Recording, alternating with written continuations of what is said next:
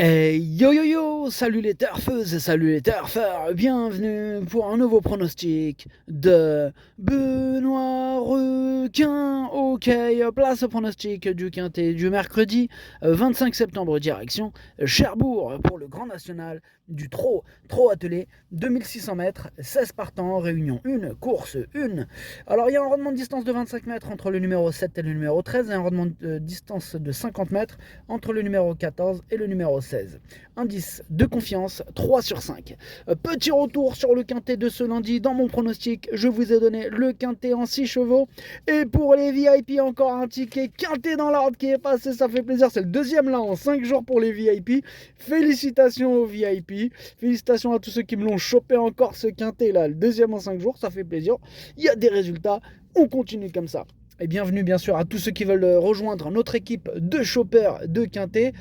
Pour ceci c'est très simple, je vous ai mis la description, je vous ai mis le lien plutôt en description de la vidéo. Eh bien cette vidéo je la tourne d'ailleurs avant l'arrivée du quintet de ce mardi, je reviendrai dessus demain. Ok, c'est parti, on commence le pronostic et on commence avec le numéro 1, Hold Up du Dijon, et on n'aura pas les commentaires de l'entraîneur. C'est Thierry Raffegeau qui est parti pêcher avec Captain Jan Barbaro. Captain Jan Barbaro, amusez-vous bien. Alors, ce numéro 1, qu'est-ce que j'en ai fait Eh bien, il m'embête. C'est celui qui m'embête d'ailleurs le plus, ce numéro 1. On commence fort, vous me direz. Ouais. Il me prend la tête, ce numéro 1. C'est lui mon gros regret, c'est lui mon cheval de complément, donc en cas de non partant. Donc attention, qu'est-ce que ça veut dire dans ces cas-là Ça veut dire possible cassage en vue, attention. On passe au numéro 2, Abel du Vivier. On écoute Sébastien Ernaud. Abel du Vivier, il a souffert de problèmes pulmonaires après sa mauvaise course dans le Grand National du Trot de Laval. Il a donc dû être soigné, ce qui explique son absence cet été. Sa rentrée à Vincennes a montré qu'il avait encore besoin de courir. Cette course va me guider pour la suite de son programme, mais pour mercredi, il ne va pas être encore compétitif, raison pour laquelle il va rester ferré. Attendez de le revoir. Vous avez entendu le patron, il a dit attendez de le revoir, ne soyons pas plus royalistes que le roi. Ce numéro 2, je le raye. On enchaîne avec le numéro 3, c'est Hibiscusman. Hibiscusman, et on écoute Romain Christian Larue. Écoutez, pour sa rentrée jeudi à Vincennes, Hibiscusman s'est montré fautif à la sortie du tournant final alors qu'Hibiscusman se rapprochait bien. Mais attention, Hibiscusman aurait terminé dans les 3 premiers. Ah oui, je vous le dis.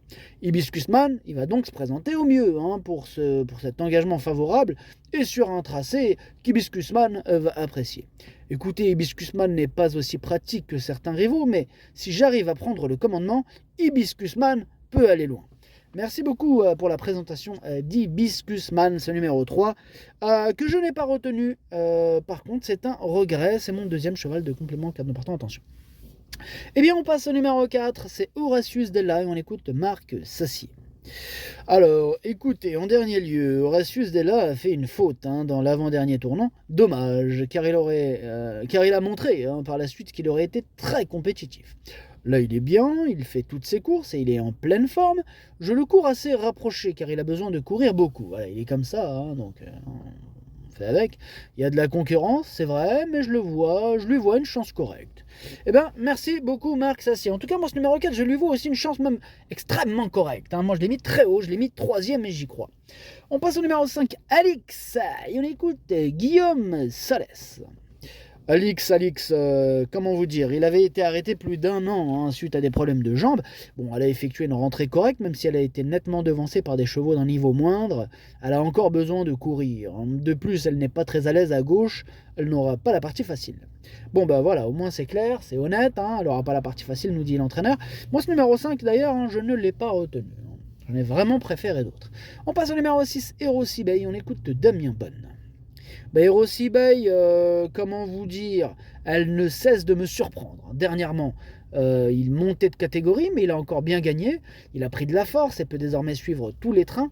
Mercredi, il monte encore de catégorie, mais l'engagement à la limite du recul est idéal. C'est toujours un avantage de partir au premier poteau sur cette piste. Sa place est évidemment dans le quintet et la belle série peut continuer. Et quand il parle de série, il parle bien de série de victoires. Il enchaîne les victoires. Il est dans une forme olympique.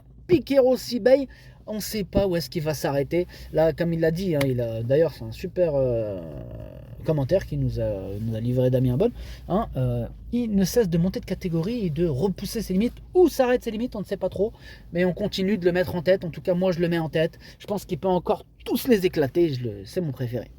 On passe au numéro 7, c'est Y de Seillan, et on écoute Christophe Jariel. Nous n'avons pas eu d'explication sur sa faute dernièrement, hein. Y de Seillan est bien souple au travail aussi, allons-nous disputer cette étape comme prévu, mais tout en étant quelque peu sur la réserve bien sûr. Il y a quelques sérieux clients en tête, hein, comme Hero Sibey, ce fameux numéro 6, on ne sait pas ce qui va s'arrêter celui-là, mais bon, qui me semble, ce numéro 6 quand même, il me semble être le cheval de la course, mais bon, mon pensionnaire qui démarre bien devrait être à son affaire sur cette piste. Et ouais, même l'entraîneur du numéro 7 est en panique de ce numéro 6, vous voyez, il leur fait peur. Enfin bref, numéro 7, franchement il n'y aurait pas le 6, évidemment que ça serait le cheval à battre, mais là, ce numéro 6... c'est pas... Voilà, ça risque d'être un beau match. En tout cas, un joli couplet gagnant à tenter, pourquoi pas, 6-7. Voilà. Je l'ai mis deuxième. On passe au numéro 8, c'est Hidalgo de Noé, et on écoute Stéphane Provost. Hidalgo de Noé est vraiment en super forme depuis cet été, et les courses s'enchaînent bien en plus. Bon, s'il a un parcours favorable et qu'il ne tombe pas sur quelqu'un qui l'embête comme Nicolas Bazir la dernière fois, là, au Mans, là... Ah ouais, ma vénère, le Bazir là, je pense qu'il est capable de terminer dans la bonne combinaison du quintet. Ouh, il est pas content Stéphane Provost, là, Nicolas Bazir, il a embêté son cheval, donc là, il l'a mauvaise, il est un peu rancunier, Stéphane, faut pas le chauffer, Enfin bref, je vous laisse régler ça entre vous, en attendant, moi le 8, moi je le garde, mais en bout de combinaison. On passe au numéro 9, Espace Winner, on écoute Alexandre Abrivard. Après une carrière sous la selle, Espace Winner vient d'aligner les bonnes performances à l'attelage, mais dans des épreuves moins relevées. Mercredi, le lot est bien composé, il doit rendre 25 mètres à de bons chevaux. Nos ambitions se limiteront aux petites places. Nous dit Alexandre Abrivard. En tout cas, moi, ce numéro 9 me plaît beaucoup. Je l'ai mis carrément quatrième. On passe au numéro 10, c'est Gendréen. Alexandre Abrivard, vous restez avec nous. Ouais, je reste avec vous. Je vous présente aussi donc Gendréen. Là, après plusieurs bonnes performances en début d'été, Gendréen s'est lancé par 2 fois au galop. Le mois dernier, nous avons effectué quelques réglages et j'espère qu'il s'élancera correctement cette fois. Bon, maintenant il est en forme, mais ce n'est jamais facile de rendre la distance sur ce genre de piste, d'autant qu'il y a de bons chevaux au premier poteau. Il peut malgré tout s'immiscer dans le quintet. J'espère bien qu'il s'immisce dans le quintet, ce numéro 10. En tout cas, moi il me plaît bien, j'y crois et je l'ai mis, malgré le rendement de distance, je l'ai mis 6ème. On enchaîne avec le numéro 11, c'est Hip Hop Dauphin et on écoute Christian Bijon. Hip Hop Dauphin, il a bien couru pour sa rentrée en dernier lieu où il avait besoin de ça. À mon avis, il a encore besoin de courir une fois pour retrouver la bonne carburation. Bon, il est loin d'être à 100%, il reste ferré, il faut le regarder courir. Mais pourquoi pas pour une 5ème place sur sa classe. Et voilà, il fallait qu'il rajoute la petite phrase qui met le doute. C'était bien parti, c'était... allez, on le raye, il est pas à 100%. Et non, il rajoute la dernière phrase, mais pourquoi pas pour une 5ème place. Ça change tout pour nous, la 5ème place, mon copain. Bah ouais, s'il arrive 5ème, t'as plus le quintet, en fait, si tu l'as pas joué. T'as capté? Donc si vraiment il arrive pas, nous mets pas le doute. Ça sert à rien d'inquiéter les gens. Ah ouais, le frère, on aurait dit les infos. Ils aiment trop faire peur aux gens, les gens, c'est incroyable. Il n'y a pas des infos, là, sans citer de nom, la chaîne numéro 15, là, et la 16, là. Ils nous saoulent déjà. Moi, je les regarde pas, perso... je regarde pas ce genre d'infos là, ils font peur aux gens. Ils veulent que les gens ils aient peur. Ils vous mettent une petite musique qui fait peur. C'est incroyable, Non, c'est incroyable. Enfin bref, ce numéro 11, revenons à nos chevaux. Je l'ai pas retenu, voilà, question de feeling, affaire d'impression. On passe au numéro 12, c'est Goéland Dauphin. Et on écoute encore, Christian Bijon va-t-il encore nous faire peur? Je ne sais pas, on va voir. Excusez-moi si je vous ai fait peur. Alors écoutez, la dernière fois, Goéland Dauphin a fait une course propre ferrée. Là, il est mis en mode course, déferré, avec des œillères et un débouche-oreille. Il devrait courir en progrès. Ce n'est pas une course facile, mais il est bien au travail à inclure dans un quintet. Et il continue à nous faire peur. Il lâche pas l'affaire, Christian Bijon. Il nous sort des chevaux. A priori, c'est pas des premières chances, mais il nous fait croire que ils vont taper, ils vont arriver dans le quintet, il faut les inclure. Et si on inclut tes 2 chevaux, ça fait 2 chevaux de plus, ça coûte combien un quintet? Mais il est ouf lui. Enfin bref, ce numéro 12, je le retiens pas, voilà, qu'est-ce que tu vas faire? Ah non, je l'ai pas retenu. Mais il est tout seul sur ma petite liste des possibles casseurs du ticket repérés qui font lui le capitaine de cette liste. Oui. On passe au numéro 13, Grâce du Dijon. Il y en a du Dijon. Enfin bref, on écoute Charles Dreux. La Grâce du Dijon a fait une très belle performance en dernier lieu. Fautive au départ, elle a doublé son handicap initial, puis a fini avec des ressources. Bon, elle est bien engagée aux 25 mètres, mais il y a de l'opposition. Il va falloir être bon pour finir à l'arrivée. Le jument est bien. Il ne faudra pas de fausses notes, mais cela me semble envisageable d'être dans les 3 premiers.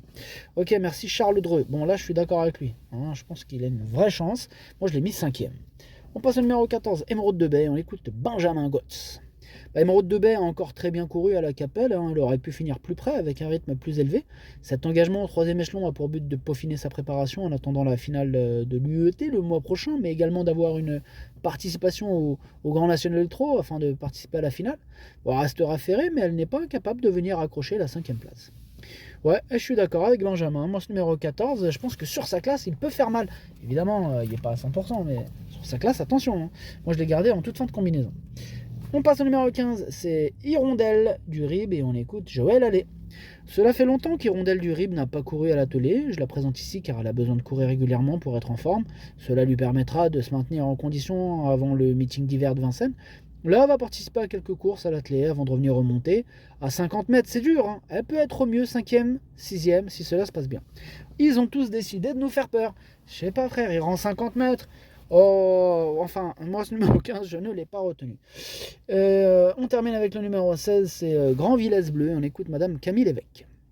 Grand Villesse Bleu, elle a été volontairement arrêtée cet été après un bon premier semestre. Elle n'a pas beaucoup travaillé, nous profitons de cet engagement à proximité de l'écurie pour lui donner un parcours de remise en jambes. Elle a besoin de courir et peut être écartée sans risque. Voilà, elle au moins, c'est un commentaire propre, elle veut pas te faire peur, tu peux l'écarter sans risque. Voilà, c'est ce que je fais. Énorme nom pour ce numéro 16.